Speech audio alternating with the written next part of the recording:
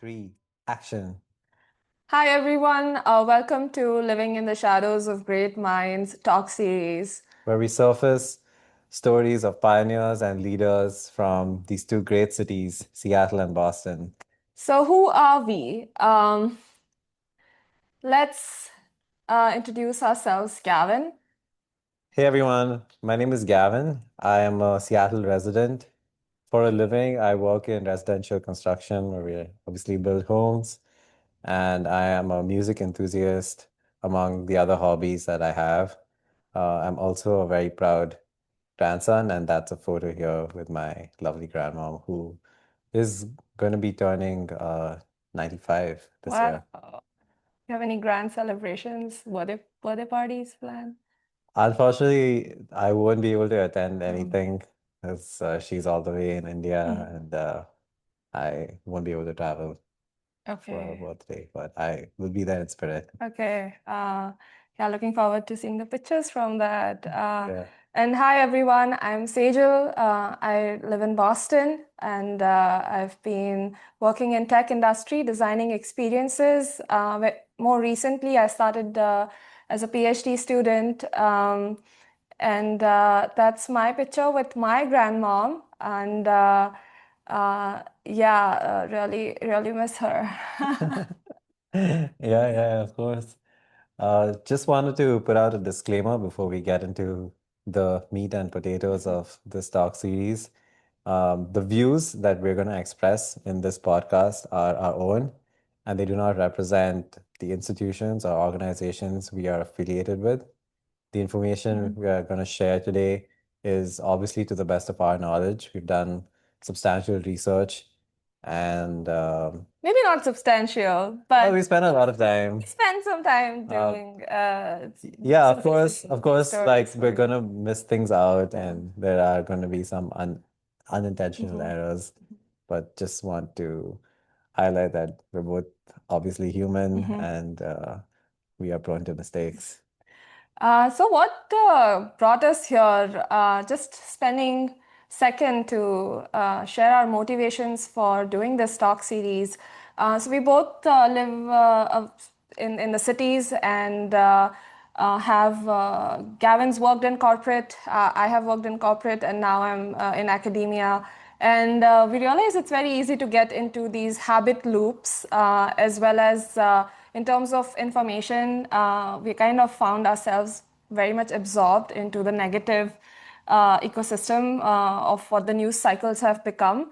And one day we kind of turned to our physical spaces and we realized there's so much here that we don't pay attention to because we are stuck in these habit loops and we are kind of always surrounded by these apps that are Social working very media. hard, social media, that are working very hard to keep you engaged.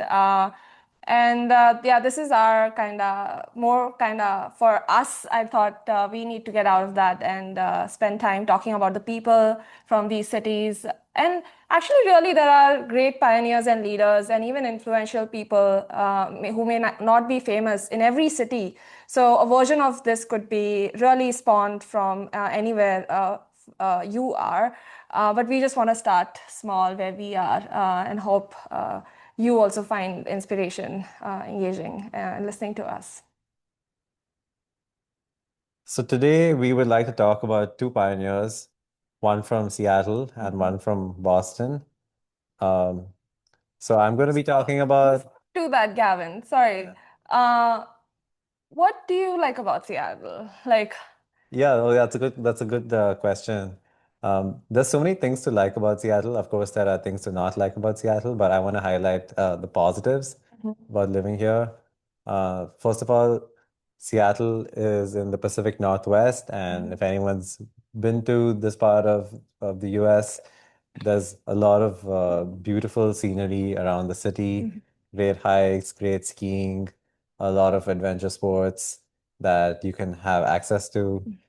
Even within the city, there are numerous parks, outdoor spaces, um, which especially in the summertime are gorgeous. There are a few beaches around this. a lot.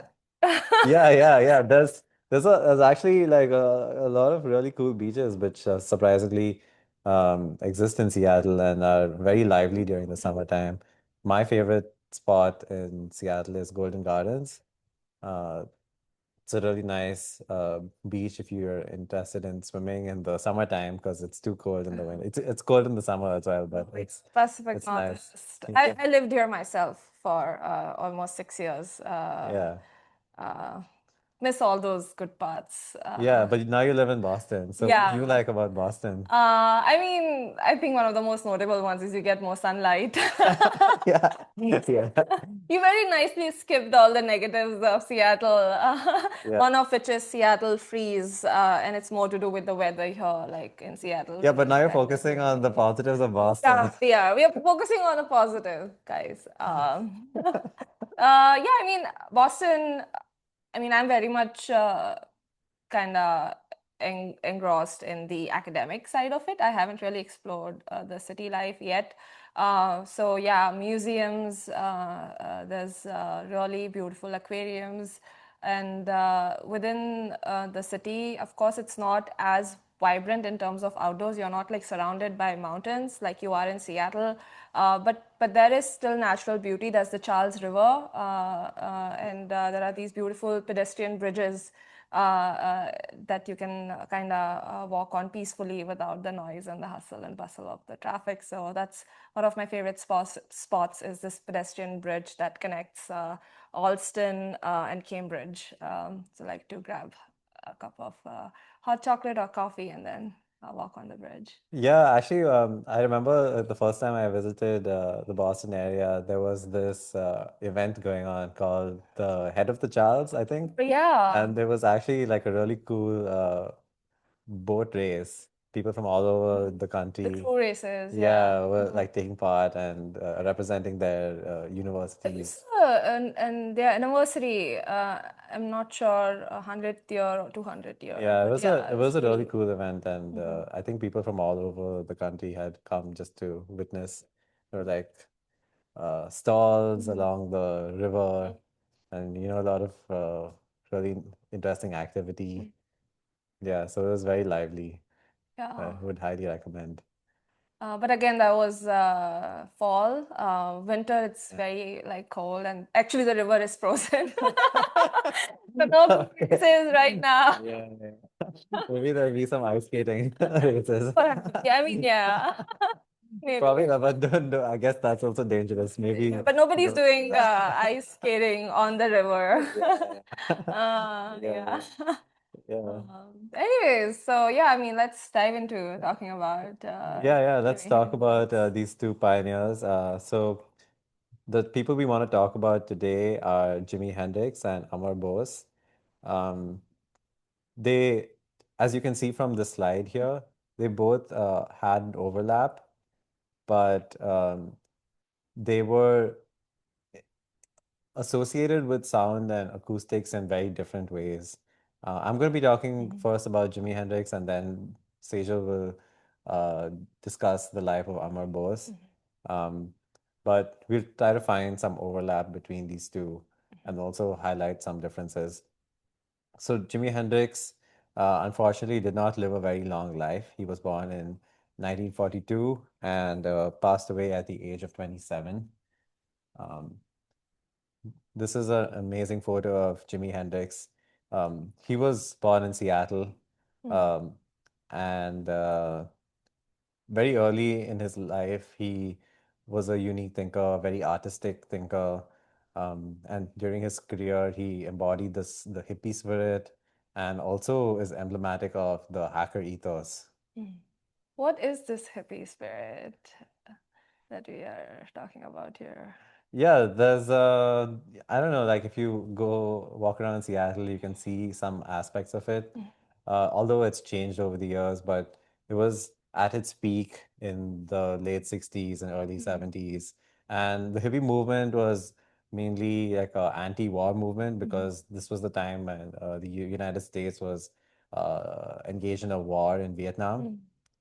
And there were many people who were protesting. And a lot of people who were protesting were also participating in like recreational psychedelic drug use. Um, and there was like art coming out of it, music coming out of it. And Jimi Hendrix very much grew up in that time. And he was taking a lot of influence from the artwork, from like the music that was coming out. He was like wearing clothes representing that kind of music. You can see here, like his clothes were like very bright and eye-catching. Even jewelry. Jewelry, Yeah. yeah, and you can see a lot of psychedelic influence in his artwork as well, and as including his album covers.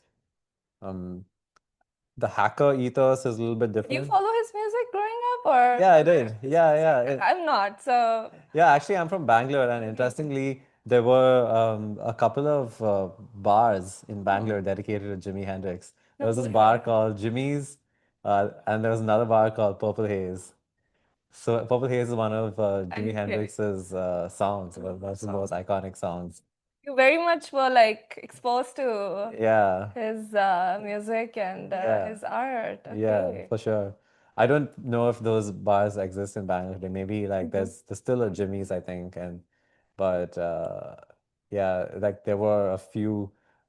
It was like a chain back then. Jimmy's, like in Jimmy's and multiple Hayes. cities, Yeah, and wow. yeah, Okay. yeah, Iconic. yeah. Yeah, so I was talking a little bit about the hacker ethos, right? Um, Today we associate hacking with mainly, breaking into systems, like overriding security features, and it always has like a negative connotation to it. But the way I like to think about hacking is more like um, you see a problem and you understand the system within which you're working, and you find very innovative and new ways to overcome the problem by just like testing the system and pushing the system to its limits. How did he embody these ethos?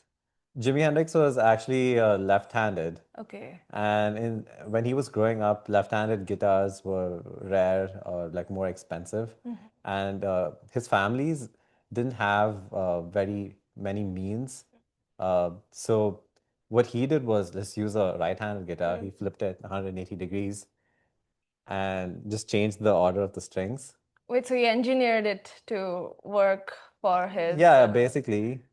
He did a few like hardware modifications as well so that it would suit his way of okay. playing.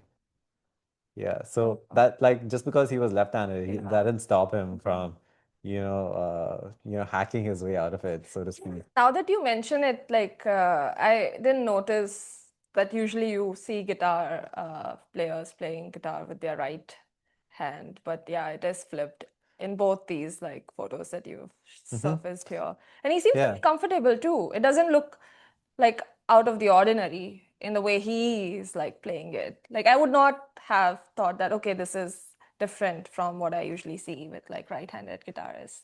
Yeah, no, it's basically the same. You just play, like you just switch your hand, right? Like, so I'm a right-handed guitarist, so I would play the chords with my left hand and strum with my right hand. But he would use the other hand. It would be vice versa for him. Wow. Yes, this is like a very early picture of Jimi Hendrix. He actually started playing guitar at the age of 15. That's And quite young. yeah, very young. And he also had a brief stint in the Air Force as a paratrooper. During the World War No, or not World War. I think it was okay, just like the Vietnam War. Vietnam War, I see. I, Okay. I think so. I'm not certain about that. Um, but it was very brief. And after that stint in the Air Force, So he was drafted like into. I'm not sure. I don't know about that. I Okay, I didn't see. do much research It's fine, into yeah. that. But there is like I saw a photo of a letter he wrote to his dad when he was in the Air Force. Okay. Yeah. Yeah, which is it's very interesting. Um, but yeah, after that stint in the Air Force, he moved back to the States and he actually moved to Nashville. And that's where he started his career as a musician, playing with different artists, mainly black artists in Nashville. So he was part of this grueling, uh, you know, musical career that was bubbling up in Nashville called the Chitlin Circuit. And Is what this there a photo with them or?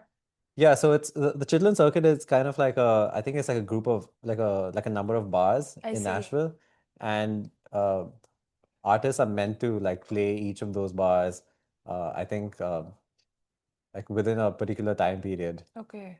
So he would play with different black artists, and Mm-hmm. that's a photo of him with the Isley Brothers. That Okay. was like a big name in Nashville at the time. Mhm. And they needed a guitarist as well, like a lead guitarist, and Isn't Jimi Taylor Hendrix. Swift from like didn't She she also started career built a career in there? Nashville, yes. Yeah, a Mhm. lot of very famous musicians today Mhm. have their roots, their career early starts in Nashville and Tennessee. I'm not surprised because we visited Nashville and it was very vibrant as a city, and there was live music like within the fabric of Nashville. Like every few steps you walked, there was a different live musician playing, and every few flights of stairs, you like go up in any restaurant, there'll be like a different musician playing. So any dimension like it's Yeah. it's live music all throughout.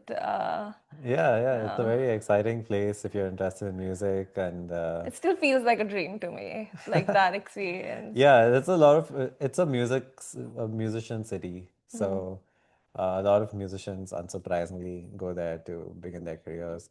So yeah, of course, like Jimi Hendrix became a Mhm. household name. Like people started learning about his unique style and wanted him to play all over the country. So he kind of like when he told people, oh, he's from Seattle, I kind of put Mhm. Seattle on the map as well. And it was like the beginning of Seattle becoming known for music, right? Like back then it was more of a blue collar town. Yeah. But this was like the early stages of Seattle, like also becoming known for music and then Mhm. eventually setting the stage for grunge music in the 90s. What is this? Yeah, unique style you mentioned. Oh yeah, Jimi Hendrix unique style, of course. So I'll talk a little bit about his technique, Okay. right? So he kind of used his thumb a lot to play Mm. chords. Like normally when you play a chord, you just use like Mhm. your four fingers, and you very rarely use your thumb. But he would use his thumb to play the E string, the Hmm. upper E string, which would be like the root note for each chord. And that would give it a little bit more of a punch. Can you demo this for us? I'm not a guitarist by any means, and Yeah, actually, he yeah. also I can demonstrate like the chord that he invented. Okay. Yeah, so he invented the chord, which is also popularly known as the Jimi Hendrix chord. Um, uh, That'll be pretty cool. Let's hear it. Oh,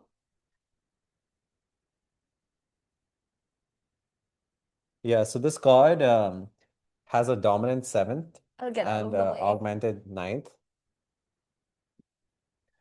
And if I play it, it sounds kind of like Feels like dissonant, to right? like come in the center. 'Cause- No, I think this is okay. Okay. Yeah, so I think it has like a dominant, Mm-hmm. like a dissonant, like it sounds like it doesn't sound like a natural chord, like that sounds more Okay. like full, like it's Yeah. complete, right? So you can hear the sound, this chord played in a lot of his favorite famous songs, Mhm. Purple Haze, Foxy Lady. So I'll play like Okay. yeah, Foxy Lady is like a pretty famous song. Fun Yeah, song he had names. like really fun names. So I play like the intro of Foxy Lady.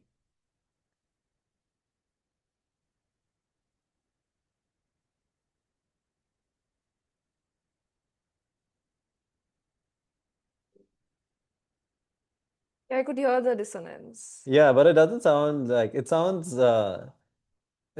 nice when you Mhm. play like the entire progression. If I just play it by itself, it sounds just sounds dissonant, Mm. right? So it needs like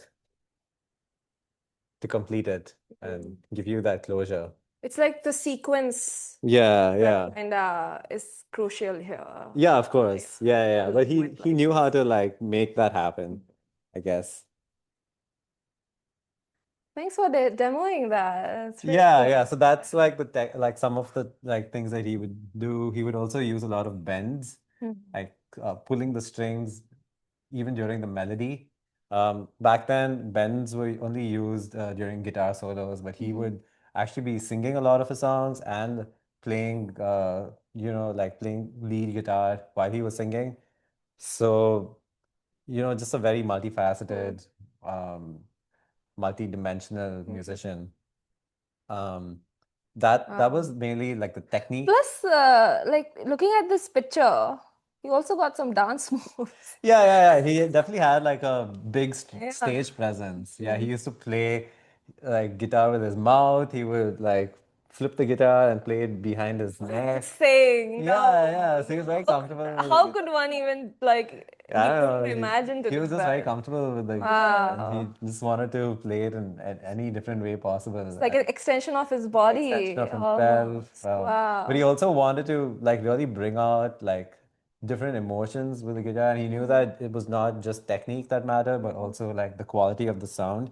So he would really experiment with like amplifiers. And back then, Marshall, which is now also a very big name in the amplifier business, um, I think he My bought. brother has a Marshall Yeah, it's like a very popular speaker brand, but also amplifier brand. And Jimi Hendrix bought like a bunch of Marshall amplifiers throughout his career. He would like always tour around with like 100-watt Marshall amplifier stack, um, just because he wanted like that loud, like that loud sound during his concerts. But he also like experimented with modifying the audio signal. So he would he's one of the pioneers of electric guitar pedals. Okay. Yeah, so there's like different pedals for like distortion and for wah, for phasing audio signals, like layering a signal that's out of phase with the the input signal, and that creates like a different ambience and like distorting the signal. So some of the big pedals that became big because of him were the Vox Wah, the Roger Mayer, He's still in use? Octavia. Yeah, they're still in use. Wow. Yeah, the Fuzz Face, the Univibe. These are all like pioneered by Jimi Hendrix. Almost 50 years and still like Yeah. present. Well, I don't know if these pedals are still used probably today. like Yeah, they've probably iterated. been like modified and Yeah. like adjusted and like become more efficient, energy efficient. But yeah, like he's like popularized a lot of these sounds. Um, there's like one very famous rendition of the Star Spangled Banner that he did during Woodstock, Okay. which was like a very big festival in the Northeast. Um, and he So he had a used big like following. yeah, by the end of his career, he had already had like a very big following. Wow. Like he was a household name. And very early, like just 25, 26, like what was I? I was not doing anything when I was that age.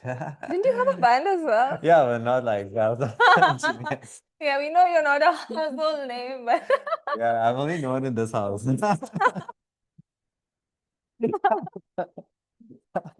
Yeah. So anyway, impressive with like him making it so big in such a short span of time. yeah. So he would like try to, like he would like since he was like an anti-war, that was like his philosophy. He would use like different sounds, like different pedals to create the sound of, bombs and missiles on purpose. Like it might sound chaotic, but they were actually very intentionally guided by his hands and by his musical thinking, what to bring out. So you mentioned like he wanted to create an experience and not just like play music for enjoyment. Yeah. His band was actually called the Jimi Hendrix Experience. So he's very much a fan of creating experiences. Yeah, so he was an artist, like in the true sense. And Is that a sketch by him? That is a sketch by him. Yeah, Okay. that I saw when we went to the African American Museum. There was this book about Jimi Hendrix's life, and there are some photos of artwork that he did as a kid. I think there's a picture. There's some art that he did when he was a kid of a house. Beautiful painting. But this is one of his early works where he's kind of depicting I guess like a rock band, and you can see like the emotion of the guitarist in the back, kind of stressed out, whereas like the guitarist in front is just like so much at ease, just like rocking out. Yeah, versus like the guitarist in the back, his like sunglasses are flipping and Yeah, he's worried. it's funny.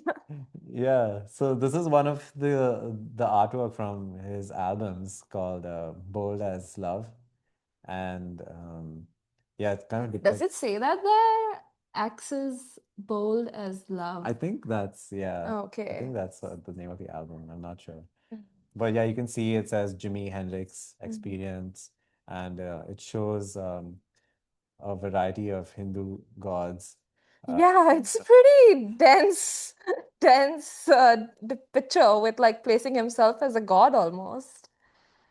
Yeah, maybe that's what he was trying to do. But I think he was also very much interested in Hinduism towards the Okay. end of his life because he grew up in a religious household um, and became very disillusioned by organized religion. So he wanted Okay. to really like approach spirituality in a different way. Okay. So he was kind of fascinated by like Eastern religion, Eastern Okay. philosophy, like meditation, uh, and apparently he used to like carry like Bhagavad Gita Okay. around with him. So very That's much, Bhagavad Gita. it's I think it's a religious book, right? It's kind of like Yeah, it's giving you very like parallel to script like a Bible. yeah, but I Yeah. guess it's a little different, right? It's more about it's actually a conversation, but it also has like some moral teachings. Um, but I would say it's like it's not it is like a religious book for Hindus, but it's very different than Bible, which Bible has is a combination of like many different verses from different people, different witnesses, whereas Bhagavad Gita is more of like a conversation between Krishna and Arjuna, Okay. and they discuss morality, how to, and many important concepts in Hinduism like dharma and karma. Wow, so he kind of wanted to be more kind of absorbent of the lay of the land in terms of like spirituality and like religions and Yeah, I also think that like Eastern religion at the time was also associated with the psychedelic movement. was it? Yeah, because you know, I guess in India, Indian religions are very colorful and are depicted in very colorful ways, which is also very similar to, the psychedelic culture. So maybe people found like a lot of associations between these two. Interesting. Yeah. Oh. Yeah, that's I think that picture is gonna have an imprint on my memory. It's very Yeah, it's very a dynamic. definitely. So yeah, coming back to Seattle, right, and what he means for the city, he is a big name, and you can see artwork inspired by Jimi Hendrix all over. If you go to the Capitol Hill neighborhood of Seattle, there's a sculpture of him playing the guitar, and people go there and take photos around that sculpture. There's the famous Jimi Hendrix Park that Sejal and I visited where you can see folly, which is like a sculpture, but also a combination of sculpture and architectural element, landscape element It's that you kind of can shaped interact. like a wave, if I remember Yeah, it yeah, correctly. shaped like a sound wave, following a walkable path. You can There are like cutouts within that wave where you can like take photos. Just kind of like emulating the like the cutout of Jimi Hendrix. We see your Yeah. that's I remember you really enjoyed the like cutout with like the guitar. like him, Jimi Hendrix playing the guitar. And yeah, as you all can see, Gavin's like really living it in that picture on the top right corner. Yeah. There's also some graffiti on a electrical panel, uh, which is really cool. I think it has like some honeybees around Jimi Hendrix playing guitar, and he's like in space. You can see some stars and galaxies in the back. It's very creative because they connected the artwork in both these pieces is kind of it's telling the same story. So yeah, I found that pretty impressive. It was very quiet neighborhood as well. Yeah, the Central Unfortunately, District, it's a residential neighborhood. yeah. But you can see like behind the graffiti, you can see a building which used to be a school, but is currently the Northwest African American Museum. So we visited the museum as well, and there's like books dedicated to Jimi Hendrix and other African American artists. Um, so yeah, I would highly recommend if anyone's in Seattle to visit that museum just to like learn the history of, some really interesting people. Yeah, we weren't lucky because they didn't have any active exhibits at the time we visited. But the staff there is pretty friendly, and they do have active exhibits every few months, and they rotate it. So yeah, you should check it out. Yeah, there's also the Mopop Museum in Seattle with a bunch of different exhibits dedicated to Jimi Hendrix. I believe there is a sculpture of just Fender guitars uh, that's dedicated to him. Have you been? I unfortunately have not been to Mopop yet, but we should go. I have been Yeah, you've living been. here. I've lived here for 6 years, lived here, moved out, and you still have it. Yeah. But yeah, it was fun. And they have like game rooms and fun sculptures. Yeah.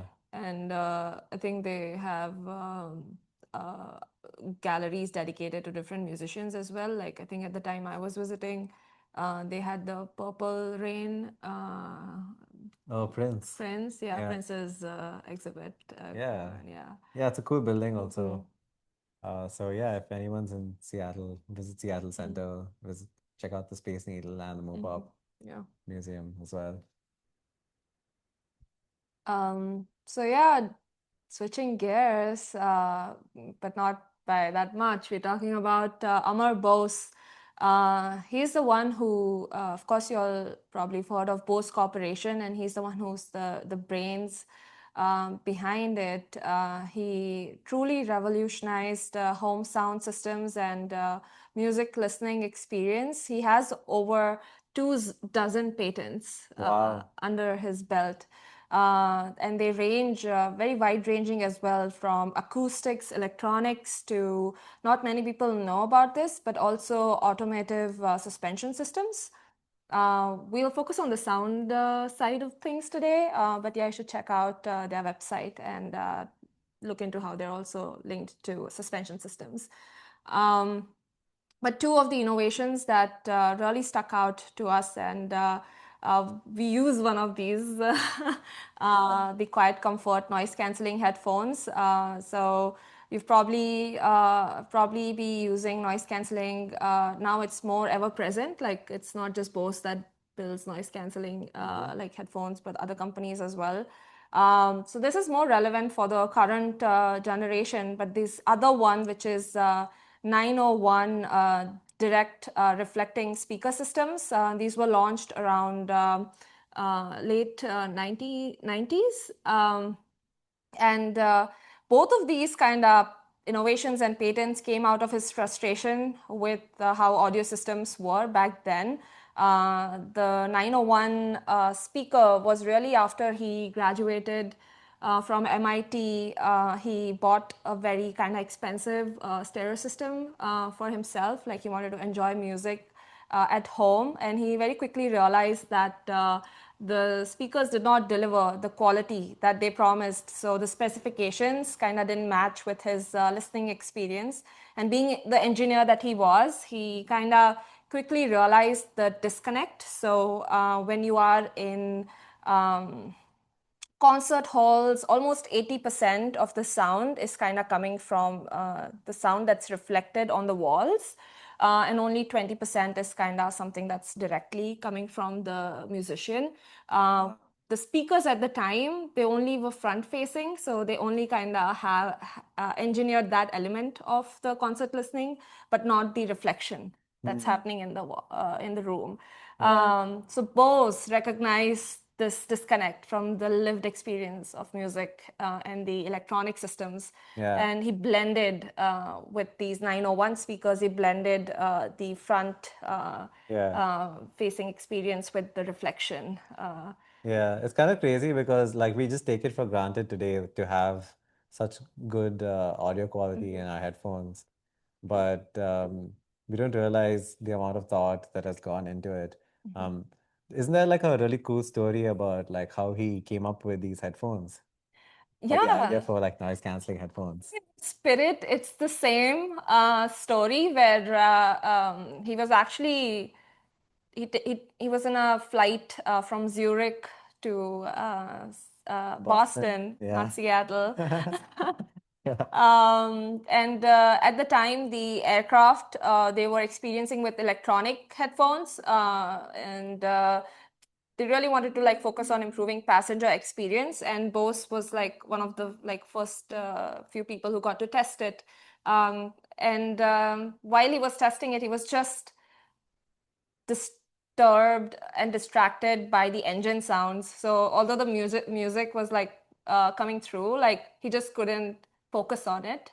And that really kind of frustrated him. So he spent the remainder of the flight from Zurich to Boston, which is roughly 8 hours, kind of sketching on a notepad and a theory to kind of solve this problem of external sound disturbing your music experience. And he came up with this anti-noise theory where basically he used the microphone inside the ear cup to detect incoming ambient sounds.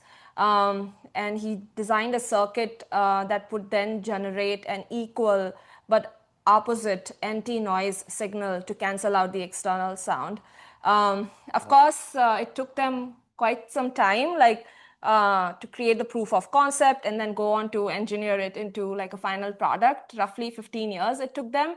And it was actually not released as a consumer product. That was not its first outlet. The first outlet was for pilots. Late 1980s, there was this Rutan Voyager flight that they were taking on this mission of flying non-stop without any refueling stops around the world. Okay. And there was this concern back then that these pilots would probably be in the flight for 9 days, like having hearing like issues after they've like spent so much time with these like buzzing engines around them. And so these noise canceling headphones were like kind of So useful. piloted Yeah. with these pilots. Yeah. First pilot episode. Yeah. And then 2000s, they launched the Quiet Comfort headphones that we know commercially that we still use, like both Gavin and I have. Yeah, they're both big fans of the Bose headphones for sure. Yeah. And so how did this come to be, right? Like, Yeah, so what's his background? Like what how did he get into acoustics and audio engineering? we'll have to go far back to like even before he was born to Even before he was born. Wow. Okay. Yeah, it's kind of interesting to think about like what events and settings that lead people into choosing the career paths they choose. Yeah, his father, Noni Gopal Bose, he was living in Bengal, India, and he was kind of swept up in the fight for India's independence, and he got on the radar. So he was a freedom fighter. He was, yeah, he got on the radar of British government, and the only option that he had was to flee the country and build a new life which he found in US, where he Okay. met Charlotte Macklin. She was a school teacher in Philadelphia, and yeah, that's when Amar was born in So he was born in 1929. Philly. Yeah. Okay. Uh, Nice. So how did he make it into Boston and MIT? yeah, I mean, he was very much fond of model trains growing up. And I'm not 100% sure, but I'm guessing his dad's like engineering background probably influenced like some of his early interests. But the family was not well off, so they didn't have means to purchase new model trains, and he was like constantly curious about the new technology, which is when this interest of repairing, like purchasing scraped model trains from the repair shops and repairing them and getting to Yeah. like play with like new designs Yeah. came up. It's kind of like Jimi Hendrix, right? Just not having access to what you want, so you just innovate. And he kind of like is an example for that. Hacker ethos, what you were talking about, Yeah, like. hacker ethos. And people also say necessity is the mother of inventions. It's kind of like that in Yeah, a way. I feel like necessity is the mother of invention, but then knowing, like having the skills to go from Yeah, you gotta have the like, skills yeah, to invent, of yeah, course. right. But also in this case, it's pretty evident in case of Amar Bose that he clearly had like a very educated like father and mother, like school teacher, and maybe that surrounding. I was not sure how Jimi Hendrix acquired all those skill sets. That would be very cool to know. Yeah. Because yeah, it may not always be coming from your home. Well, I think Jimi Hendrix's dad, I'm not sure if he was a musician. I don't recall what his background was, but he was a very supportive dad, and I think they had a good relationship. Okay. Yeah. Yeah, dads and moms championing your way Yeah, through yeah. life. But actually, I think 1930s was when there was, I think the timeline kind of overlapped with World War II, and the immigrant families, they were kind of suffering financially. Business ventures, they faced a lot of restrictions. There were war disruptions. So his dad had a import business where he'd like sell imported goods, but because of the disruptions, probably with the supply chain that was suffering, which is when like Bose, he wanted to kind of chip in and play his part with his family. So very young in his life, he was just maybe 13 years old when he started repairing radios, Wow. and very entrepreneurial because him and his dad, they partnered with local radio shops where the radio shops, if they advertised their services, then they'll get a 10% cut on the money they made from the customers acquired from those channels. And this is how they kind of survived the financial crisis back Yeah. then. And this was a lot of like practical skills, but what Bose very quickly realized that he didn't have the theoretical understanding of how to actually build his systems. Like you could give him a scraped piece and he will like Yeah, just get it to work, engineer it. Yeah. re-engineer it, Yeah. but he wouldn't know how to build one from scratch. Yeah. Which is what motivated him to apply for his bachelor's and pursue higher education, and he applied to MIT. There's a fun fact actually, he did not get into MIT when he first applied. And because his business in Philadelphia was one of the most renowned like radio repair shops, one of, I'm not sure if it was an entrepreneur or like just an affiliate of MIT who lived in Philadelphia, or who was aware of his business, he vouched for his skill sets, which got him into MIT, where he spent very many years, a significant portion of his life, because he did his bachelor's, master's, as well as gone on to do his PhD Wow. in this university.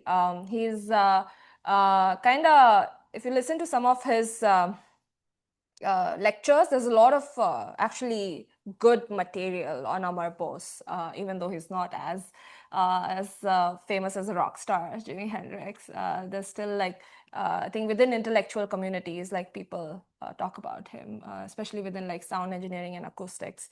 So there's this lecture by him, life experiences where he was chatting with MIT acoustics students. We can link it and you should check it out. He was fond of his advisors, Norbert Wiener and Dr. Lin, and there's lots of good stuff there. But soon after he graduated from MIT, he got this offer to teach. And he was not at all interested in being a teacher. Like he just wanted to do research. Like that's how because that's what fueled him. Uh, but what happened was one of the senior members at MIT gave him this opportunity where he could bypass all the steps that would lead him to be a faculty, like just directly give him a faculty position. So he could do his research. Like he was given a room where he could like experiment with speakers and like do his research, right? That yeah. As long as he would teach. Yeah, that was a condition that he laid Yeah. for them, where he had just bought those speakers that we spoke about earlier, the stereo speakers, because he had graduated and they were not functioning well. So he, in exchange for teaching, he asked for the freedom to utilize all the MIT audio engineering devices so that he could like work on solving that problem. So his roots with MIT are very deep, and after he passed away, he donated most of his company's share to MIT to foster talent and research for future generations. There's also this fellowship, Bose Fellows grant program that you should check out if you are kind of interested in audio, acoustics, or electrical and electronics engineering in general. So yeah, I mean, wrapping up with maybe a few overlaps and distinctions between them. Yeah, we can, a lot of things actually. I mean, they were both very interested in sound, obviously, and quality of sound. But they came at it from very different perspectives. I think with Jimi Hendrix, he had like a lot of emotions, a lot of feelings that he wanted to bring out through sound, versus Amar Bose, I think, wanted to understand sound and like recreate it in like the best way possible. What do you think? Yeah, I mean, I think there's definitely the idea of uh, the music and the sound being like an overlap. But in terms of the distinctions, like I feel like if Jimi Hendrix would enter the room, then he would be very much thinking about how do I build an experience around this and bring certain ideas to life. Versus Amar Bose, I feel like would think about, oh, how do I be the mediator? Like, how do I whatever How to make that somebody's experience happen? Oh, transmit yeah, into like homes, into like right. wherever you are, like being accessible or portable, like take it with you on the flight, like you can listen to Yeah, fun songs. But I think Jimi Hendrix was more like ingrained with the messaging. Like he actually wanted to communicate a particular message that was very relevant for people at the time, like Vietnam War is what you spoke about. And yeah, I mean, I think the sound is the overlap, but yeah, in terms of like the messaging, I think Jimi Hendrix was like the actually like creating the message, and Amar Bose was like he was mediating that in some sense with his yeah, technology. yeah. Yeah, that I guess like sound is like one similarity, and then also like the desire to want to innovate and like do something new. Yeah, don't settle for things, guys. Like these pioneers, they did not. They built new things, new technologies, new experiences, and feel like that was a big kind of like takeaway for me, which is yeah, you. Yeah, I think one the diff hacker ethos. the hacker either. Yeah. Yeah, I think like a difference is that I can think of, like a big difference is that there is there is a lot of evidence out there that Amar Bose was like he loved teaching. He eventually grew to love teaching and mentoring. So in spite of him running a big company, he would always make time to like go back to MIT, do lectures, mentor students. I think he even like spent like an entire semester, or he would spend like an entire semester teaching acoustics and acoustical engineering to students. There's not so much evidence of Jimi Hendrix mentoring and teaching, right? Yeah. Sorry, I just moved away because there was this quote from Amar Bose. Like you mentioned, like he was teaching, but he was not just like imparting factual knowledge. He was also kind of fueling the next generation because he'd have a lot of like inspiration that he'll draw from his own like life and examples so that people can relate. And one thing he said that stuck with me was that within education system you learn a lot of like technical skills, but he actually placed very little importance on the technical skills. He said that facts have very little importance, thought process is everything. And he spoke about how every time you go into any like career, things will change, you will change them, for better for worse, and change is kind of constant, but don't be discouraged by that. Like you kind of keep moving forward and you kind of apply the thought process that you gain from your previous education or learnings. It's very relevant because now with AI everybody is kind of spooked by it, like, oh, everything is changing so fast so quickly, right? But if you follow what Amar Bose said about like uh, yeah, your facts, whatever you learned might become irrelevant, but the process, the design process, the creative process, the problem solving process that you probably learned was Yeah. cannot be kind of Yeah, even replaced. with AI, there's going to be a lot of problems. So you got to like figure out how to solve Right. them. Yeah. Yeah. So should we wrap up? Yeah, I think so. I think maybe we can talk a little bit about what we're gonna show next time. So I think we're gonna be talking about two pioneers again from Seattle and Boston. Sejal, do you want to say a little bit about these two figures? Yeah, we actually, Gavin visited me in Boston a couple of months ago, and we visited the New England Aquarium. And they have a giant ocean tank, and we were kind of amazed by the design of it. At the same time, in Seattle, they recently renovated the aquarium space. So Tom Haynes is the person who is the founder of one of the companies that was involved in the redesign of the ocean pavilion within the Seattle Aquarium. So I thought it will be cool to kind of draw parallels between their design thinking for these aquariums, as well as just talk about how they integrated their values within these two cities, Seattle and Boston. Yeah, two ocean-facing cities and Oh, yeah. on either side of the United States. So we can talk a little bit about like the similarities and differences between the design for those aquariums as well. Yeah, cool. So we'll sign Sign off. off for now. Yeah. Yeah, thanks for everyone. Thanks everyone for whoever decided to listen all the way to the end. And hope to hear some feedback from you because the feedback goes a long way in us improving. And please sign in for the next episode as well. Yeah. Bye. Bye.